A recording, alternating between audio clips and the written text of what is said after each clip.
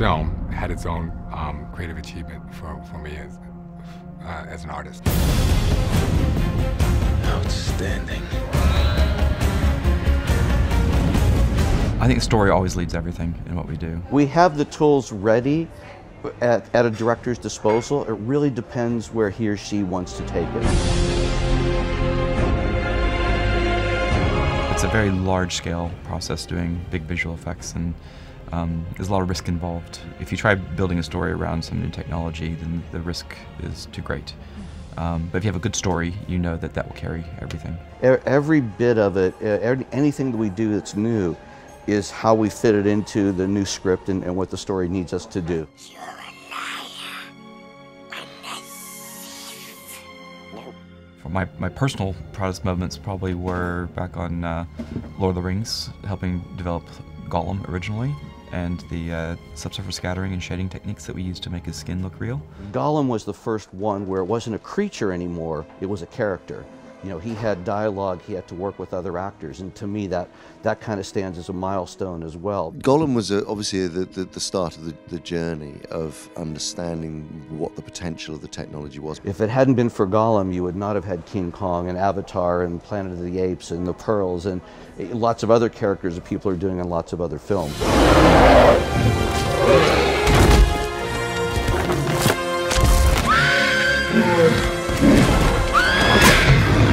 At the end of Lord of the Rings, Peter Jackson asked me to play King Kong, and that was the epiphany moment, because it was, hold on a minute, that, you know, I've been able to play this hobbit, this 3.5 foot high hobbit, and now I'm going to be asked to play a 25-foot gorilla, and I just thought this was the moment where I realised that stereotyping or typecasting as an actor was over. We tried to cast him as a real gorilla, and real gorillas are actually big, you know, social creatures who can be quite gentle, or not if you piss them off. So this is how we wanted to play the character, and also a sadness because we wanted to say he was the last of his kind.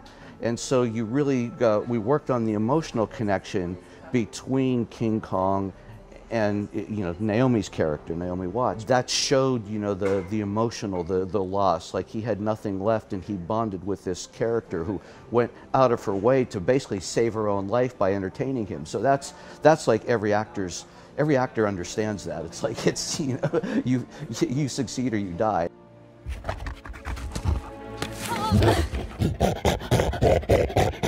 That scene where she tries to entertain him using the vaudeville and wins him over is just, you know, fantastic. I think Naomi did a great job, as did Andy.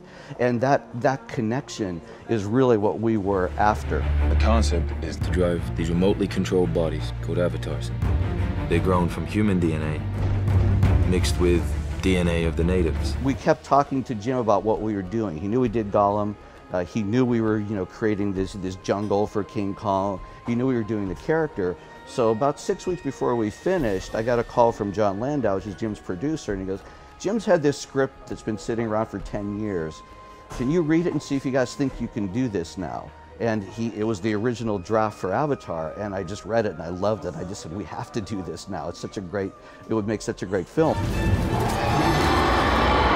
It combined a lot of what we had learned about character in the first two films. You had a character like Gollum who could talk.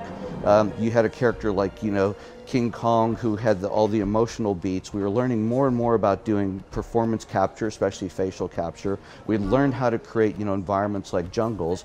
And we looked at putting this all together in a movie that was mostly just about that. Don't thank. You don't thank for this. This is sad. The world itself had kind of a magical quality, but it was very familiar because it was based on, you know, Jim's experience of deep sea diving. A lot of what you see on the planet is what he would see under the water. So it was familiar, yet it also had a magical quality. And I think that is a big part of its success, is it's very much grounded in the human experience, but it takes us someplace where I think we'd all like to be. Thanks. I'm Tintin, by the way. Haddock. Archibald Haddock.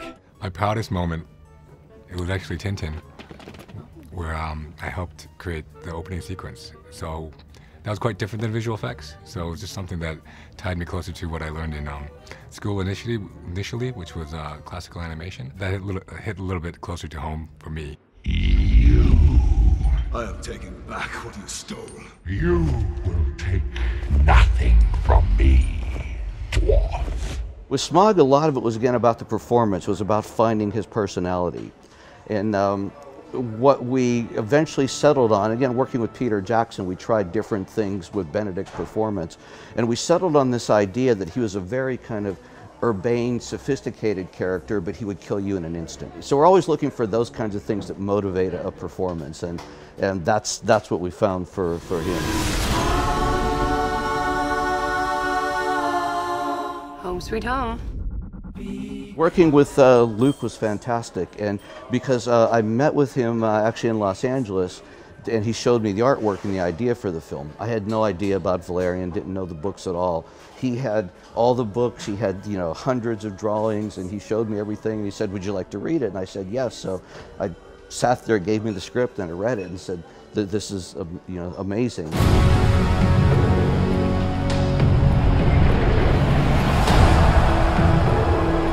The world itself is a totally unique and original look into the future, 3,000 years in the future with cities on wheels. I mean, we've never seen that before. It's very complex doing organic creatures, but it's much more in our comfort zone. But doing large-scale mechanical things is a whole different set of challenges. And for animation, like you're saying, maintaining weight on something's mechanical is just it's a whole different approach. The man who controls this controls the world. You can do anything now. I mean, anything that you imagine, anything you shut your eyes, you imagine whatever, that's perfectly possible. I mean, I guess the real evolution is going to be time and cost. It's going to be, because right now doing these sorts of movies is every shot's very expensive. If our producer says, can you do this? We say, well, give us enough money, enough time, sure we can. It's very labor intensive, and most of the developments in the future are going to be making it less labor intensive.